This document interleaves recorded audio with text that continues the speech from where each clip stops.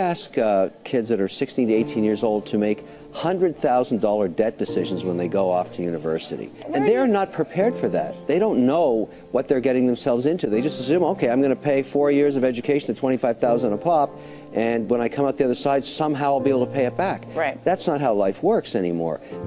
There's no need even to have a college degree at all, or even high school. I mean, if somebody graduated from a great university, that may be an indication that they will be capable of great things, but it's not necessarily the case.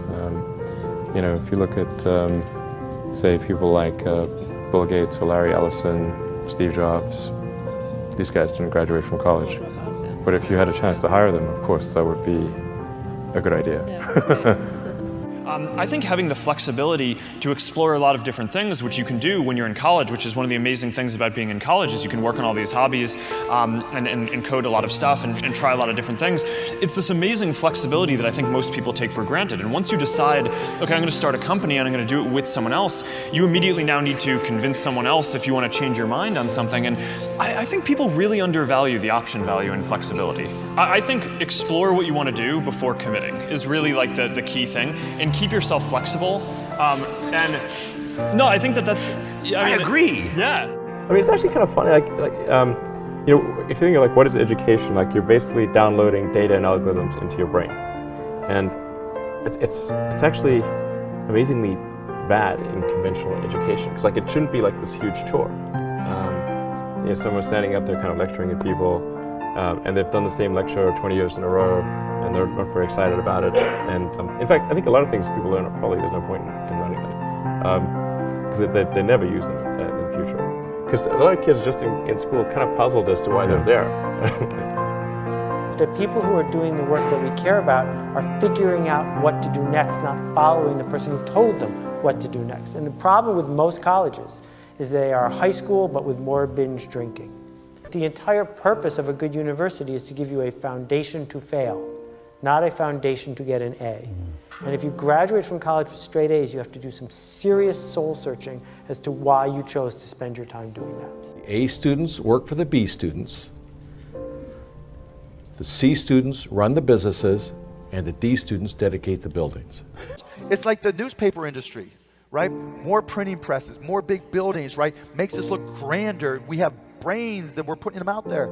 There's a point of diminishing returns in terms of what it's worth for a college education and how much debt you're willing to saddle yourself with. A lot of people follow. A lot of people are followers. Generally, if not, we'd have problems. We have too many entrepreneurs. We have too many successful people. Like, look how many people go through business classes. If everything you needed was in that actual business class, in that book, it'd be too many successful business people. Right. How many people graduate? Matter of fact, the professor wouldn't have the time to sit there and teach you. That knows this book damn near verbatim, page by page, he knows it, right? Because he'd be an entrepreneur. Yeah, he's too busy.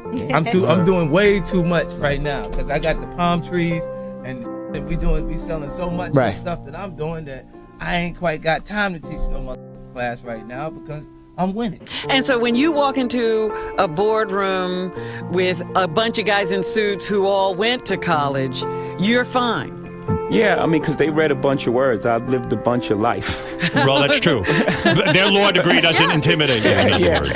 It kind of evens us out, whether they know it or not. Where do you think you get that self-esteem from? Seriously. I mean, most guys... My mom, first and foremost, but then just living life. Like, you know, being in real situations and happen to be a person of high integrity and honesty and, you know... You never embarrassed yourself? No, of course not. You never walked in and said, "Oh, everybody thinks I'm ignorant here. I'm stupid." I don't feel ignorant. Right. You know, I don't. Right. I felt like I came up in a situation, or a time, you know, where I wasn't afforded certain opportunities, and if afforded opportunities, I could be Oprah. I could be Bill Gates. I could be Warren Buffett. In my experience in business, there is very little difference, if any, between a very high-priced business education and what's available for a lot less money. I went to the University of Nebraska at Lincoln my last year in college. I went to Wharton for a couple of years before that. I learned just as much at the University of Nebraska as I did at Wharton. You need to be prodded in the right direction, but an awful lot of it is self-taught. It isn't necessary to pay $30,000 or $35,000 a year to go to some big-name school to get the education at all. I mean, if you're going to learn accounting, which is probably the most important course you'd take in business, if you're going to learn accounting, you can learn accounting absolutely as well, in my view, going to UNO as going to Harvard. I mean, I see. I'd bet on that, and so I wouldn't run up huge bills. And education is very good at training people to do the same things that we've done over and over again. And I think there's always a question what the nature of the educational good is. You can say it's an investment good, where you're investing in the future. You can say it's a consumption good, like college is a 4-year party. I think most of the parents and students think of it actually as an insurance policy, where you're buying this really ever more expensive insurance so that the students don't fall through the really big cracks in our society, and we should be asking some big questions why the insurance costs are going up and up like that. And if you were the president of Harvard or Stanford, if you wanted to get a lynch mob of students, alumni, faculty to come after you and try to lynch you, what you should say is something like this. We live in this much larger, more global world. We offer a great education to everybody, and so we're going to double or triple our enrollment over the next 15 to 20 years. And people they'd all be furious, because the value of the degrees comes from this massive exclusion. And what you're really running is something like a Studio 54 nightclub. I hated school. I really hated school. I hated school, generally, right? Because it was this instruction following thing. Now, I bet you it's probably also because I wasn't good at it.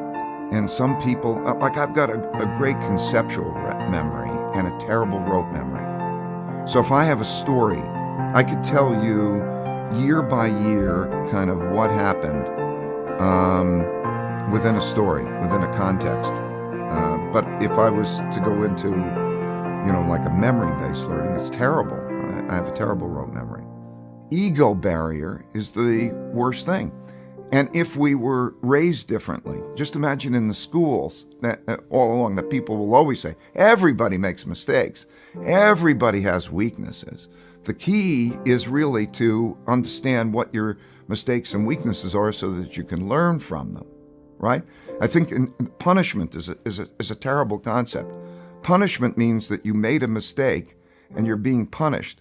I think instead of punishment, every time somebody makes a mistake, you should say the only thing that you need to do to get out of your punishment is first think, what kind of mistake was that? So if I'm in a situation that's like that again, how would I deal with it differently, not to make that mistake? So that learning should come from the mistake, not punishment, because you're teaching people not to make mistakes. Where's where the learning comes from, not the appreciation that if you keep doing this over and over again, you're going to keep encountering the same outcomes. It's an extremely corrupt system we have at this point. We have an education bubble. In the US, we have $1 trillion of student debt. To a first approximation, this has gone to pay for $1 trillion worth of lies about the value of the education people have received. It's not at all obvious yet, though, what's going to replace this or how it's going to change.